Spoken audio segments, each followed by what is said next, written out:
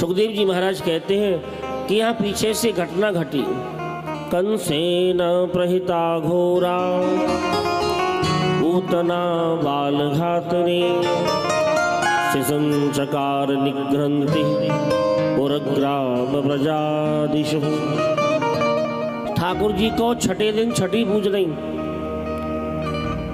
छठी पूज रही ठाकुर जी की। यहाँ क्या घटना घटी?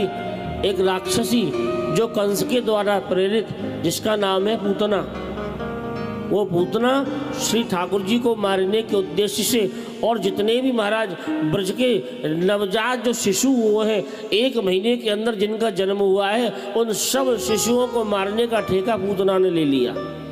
प्रेम सोलो राधे राधे।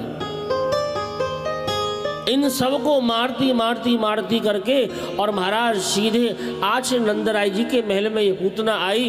पूतना ने चारों तरफ देखा, यहाँ तो उत्सव मन रहा है, भगवान का छठी महोत्सव मनाया जा रहा है, मंगल गीत गाए जा रहे हैं ब्रजवासी के द्वारा। और बोले ऐसे जाऊंगी तो मुझे पहचान जाएंगे, क्या करना चाहिए?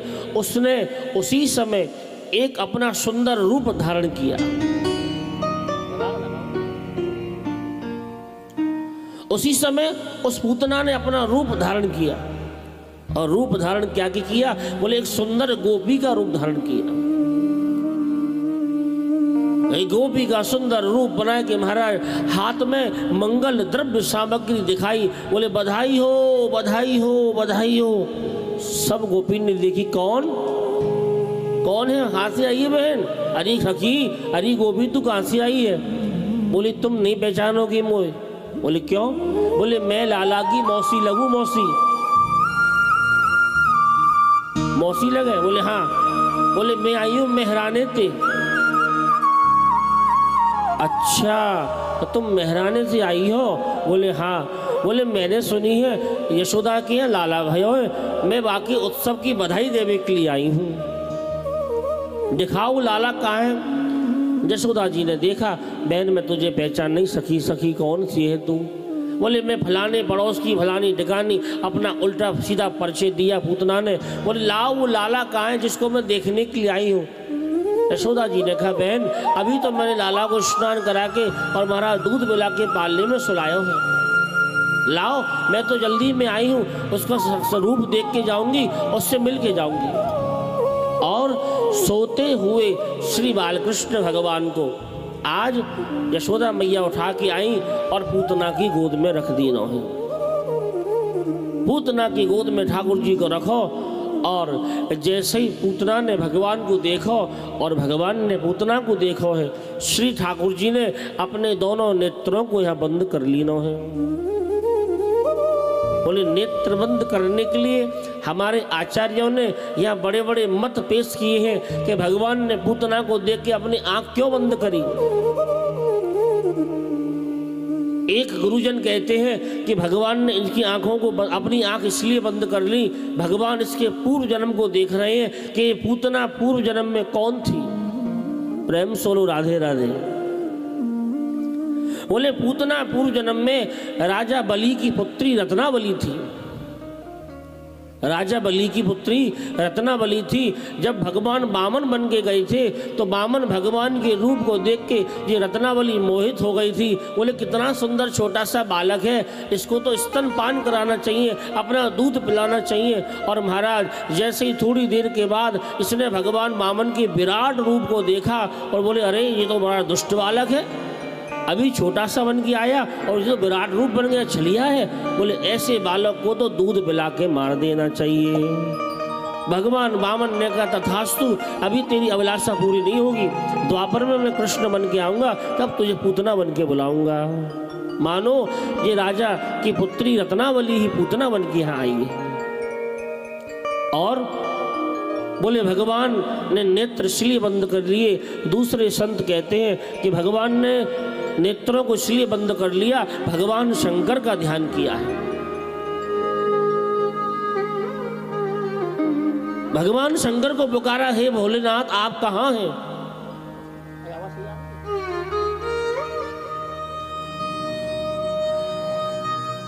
भगवान शंकर ने कहा बाबा आदेश, प्रभु आदेश करें, क्या बात है? बोले बाबा मैं तो ब्रज में माखन मिश्री खाने के लिए आया हूँ, आज छठों दिन भैया ब्रज में आए हुए और ये दुष्टा पूतना अपने स्तरों में विष को लिम्पन करके आई है, इसके विष को पीने की आदत मुझे नहीं है। एक बार समुद्र से विष निकला, आपने इस विष का पान कर गई। बाबा आप आओ और मेरे होठों में बैठ के इसके विष का पान करो। भगवान शंकर ने कहा जैसी प्रभु आपकी आज्ञा। मानो श्री ठाकुर जी ने भगवान शंकर को याद किया और एक महापुरुष कहते हैं भगवान ने उसी समय नेत्रों को बंद किया और नेत्र बंद करते ही श्री बलदाऊ जी से आज्ञा मांगी, क्योंकि बलदाऊ जी बगल में झूला में झूल रहे और आवाज़ लगाई दाऊ दादा। बोले हाँ। बोले कहा करें ये मौसी बन गया ये दुष्टा पूतना, जाको कहा करें। श्री बलदाऊ जी ने आज्ञा करी जाए वहीं पहुंचा दो जहाँ से जी आई है। मानो अपने बड़े भाई से आज्ञा ली श्री ठाकुर जी ने, इसका क्या करना चाहिए, दुष्टा का क्या करना चाहिए। और श्री बलदाऊ जी ने आज्ञा करी इसको अपने धाम में निज धाम में पहुंचा देना चाहिए। ऐसे कह के भगवान ने अपने नेत्रों को बंद किया और इसने भगवान को अपनी गोद में रखा, भगवान को देखने लगी, अपना स्तनपान श्री ठाकुर जी के लिए कराने लगी। तस्मिन् गाढ़म कराभ्यम भगवान प्रपीड़त। भगवान इसके स्तन का पान करने के साथ साथ इसके प्राणों का भी पान भगवान करने लगे। जैसे ही श्री ठाकुर जी ने इसके प्राणों को खींचना शुरू किया महाराज, और उसी समय ये चिल्लाई घबराई, इसने समझा कि अब मेरी जो माया है ज़्यादा देर टिक नहीं सकती है। उसी समय जो सुंदर गोपी का रूप बना रखा था वो गोपी का रूप हट गया और अपनी अपूर्व की भांति राक्षसी वेश में यहाँ प्रकट होकर आई और आकाश मार्ग में लेकर श्री ठाकुर जी को उड़ गई है। बोले बाल कृष्ण भगवान की जय। जैसे ही आकाश मार्ग में लेके पूतना उड़ी, समस्त ब्रजवासी नंदा सुनंदा और महाराज यशोदा मैया रोहिणी जी और भी अन्य गोपियां जोर जोर से चिल्लाने लगी, रोने लगी। अरे देखो ये क्या हुआ क्या हुआ। बोले क्या हुआ।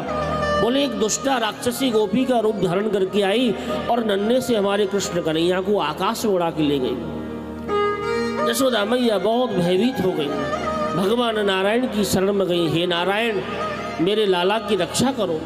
समस्त ब्रजवासियों ने हाथ जोड़े भगवान के, हे प्रभु हमारे लाला को कुछ नहीं होना चाहिए, हमारी उम्र हमारे लाला को लग जाए। और थोड़ी देर में श्री ठाकुर जी ने इसके प्राणों को खींच के महाराज इसको प्राणांत मानो कर दिया, इसके प्राण खींच लिए और त्रिलोकी का भगवान ने वजन अपने शरीर में भराया। इस त्रिलोकी का वजन को लेके श्री ठाकुर जी ने इसको लेके आकाश मार्ग से नीचे लेके कूदे और ऊपर से लेके ठाकुर जी इसको जब कूदे उस स्थान पे गिरे, उस पटिया पे गिरे, उस पत्थर पे गिरे जिस पत्थर पे श्री नंदराय जी महाराज स्नान किया करते थे। उस पत्थर पे आके महाराज धड़ाम सीना से इसको लेके पटका, इसका प्राणांत हुआ। अन्य गोपियों ने देखा कि ये राक्षसी तो पड़ी हुई है, इसके वक्षस्थल पर बालकृष्ण भगवान लेटे हुए हैं। गोपी दौड़ के गई, श्री ठाकुर जी को उठाया और गोपियों ने ठाकुर जी को उठा के अपने हृदय से लगा के और यशोदा मैया को यहाँ ठाकुर जी को सौंप देना है। जैसे ही ठाकुर जी को देखा समस्त गोपी घबराई और यशोदा मैया से बोली, मैया तू अपने लाला को हर किसी गोपी को मत दिया कर, क्योंकि पता नहीं किस रूप में किस भाव में कौन आ रहा है, तुम प्रेम बस उस लाला को दे देती हो। देखो आज बहुत बड़ी अनहोनी होने से हमारे लाला बच्चे हैं। ऐसा कह के आगे जाके श्री ठाकुर जी को गौशाला में ले जाके और गौ माता के चरणों की जो धूल है उस धूल से गोबर और गौमूत्र से श्री ठाकुर जी का नाम ले लेके ठाकुर जी के नजर उतारना शुरू किया। 12 अंगों में 12 नाम ले लेके 12 अंगों में ठाकुर जी के गौ की मिट्टी जो गौ के चरणों की रज है उस रज को लगाया है। बोले कृष्ण कन्हैया लाल की।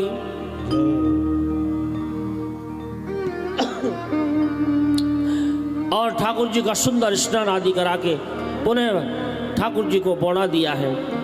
आगे कहते हैं कि भगवान का नाम ले लेके ही भगवान को स्पर्श करा रहे हैं। ठाकुर जी मन में मुस्कुरा रहे हैं, अरे ब्रजवासियों तुम्हारे चक्कर में मैं पड़ गया, तो मेरा नाम लेके मुझे मेरी धूल लगा रहे हो। गुरुजन कहते हैं किसी के बच्चे को ज़्यादा नज़र लग जाती हो तो बाल रक्षा जो स्तोत्र है, जो भागवत में वर्णन है, इंद्रियाणी ऋषिकेश प्राणान नारायणो वतु श्वेत दीपतिशक्तम मनः योगेश्वरो वतु आदि इन 12 नामों का कोई ताबीज बना के अपने बालक को पहनाता है, अथवा गंगा जल यमुना जल पढ़ के अपने बालक को पिला देता है, तो निश्चय ही कैसी भी नज़र हो वो नज़र उसकी उतर जाती है।